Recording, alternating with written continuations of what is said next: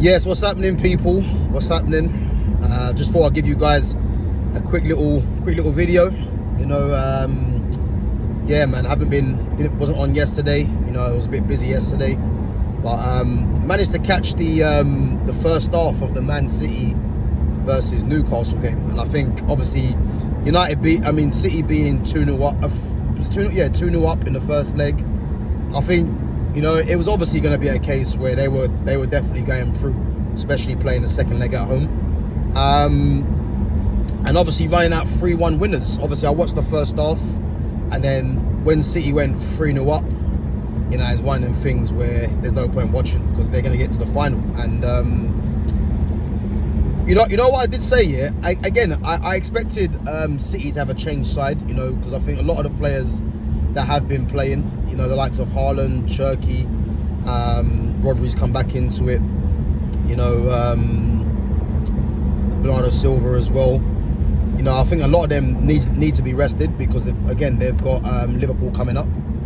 But what I did say, man, is that you see Omar Marmoush, you know, Pep for me needs to be playing Marmoush a lot more, because I think when you got someone like Haaland that does guarantee goals, it's not always a good thing, because it's one of them things where Haaland's place in his head will probably thinking it doesn't really matter how he plays.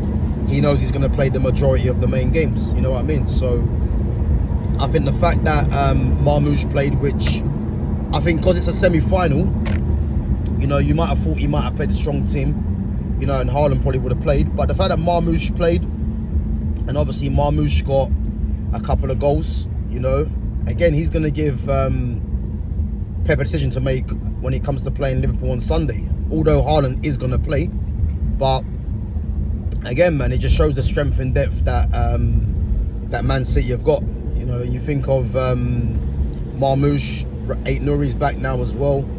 Foden played. Reinder's got a goal. You know, and he's a threat from midfield with his numbers as well. And who else was there? You had, I think Savinho's out injured still. He's another one, but he's still out injured. So yeah, man, I think it was a good result. You know, as I said, I didn't see the second half, but you know, first half City just put them away, really, Newcastle. And again, I think Anthony Gordon got an injury as well.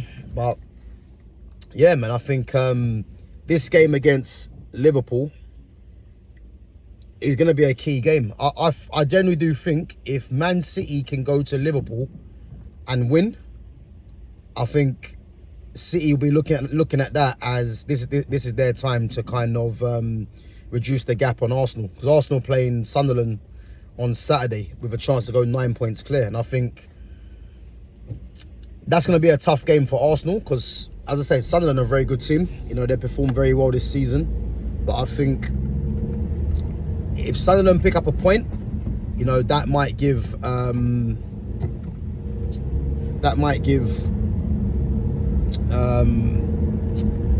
City the confidence to go there and think that they can go there and pick up 3 points against Liverpool, which again ain't going to be easy after they beat Newcastle 4-1 at home. You know, so yeah, man. But I think this Carabao Cup final now, when is it on? I think it's in March, between obviously City and Arsenal. As I said, man, like, Arsenal done well to go through against Chelsea, although I do think a lot of that game was based on what Rafinha didn't do, in a sense, you know. But I think the fact that City have dispatched of Newcastle the way they did, what's that, 5-1 aggregate, you know, I didn't see the second half. It could have been more probably, but I think it's safe to say, man, that City are they're not here to play around. And I think this game against Arsenal, I think whoever wins this game against Arsenal and City, by the time they play, I think it's going to be a psychological boost for whatever team, you know. And again, I can't remember how many Carabao Cups that City have won, but yeah, they've won quite a few. And obviously Arsenal haven't won a trophy, I believe, now for what, 20 plus years now, I would say.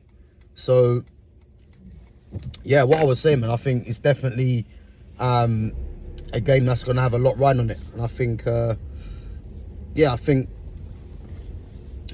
think City win it personally. You know what I mean? And as I said, I think City will kind of claw back the gap at the top as well from Arsenal, which is at the moment 6 points.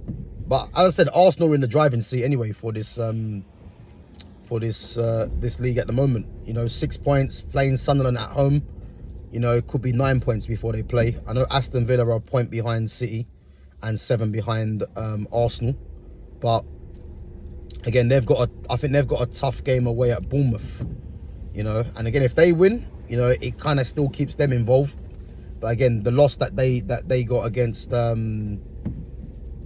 who was it they got beat by? Brentford was poor, man, playing against 10 men. So yeah, let's see what happens, innit? Let's see what happens. But again, you know, I'm looking forward to the run into the end of the season, man, because you know it's gonna be tense, and it's gonna be tight. Because I reckon whoever wins this league, I don't think they're gonna win it by. I don't think they'll win it by more than 6 points.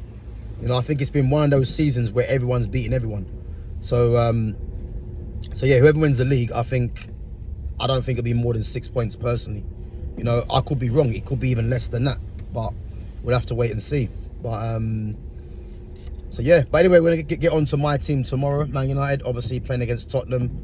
You know, I'm expecting 3 points there, and yeah, listen, I'm looking forward to seeing what Carrick does. I got a feeling Carrick might put out a similar team.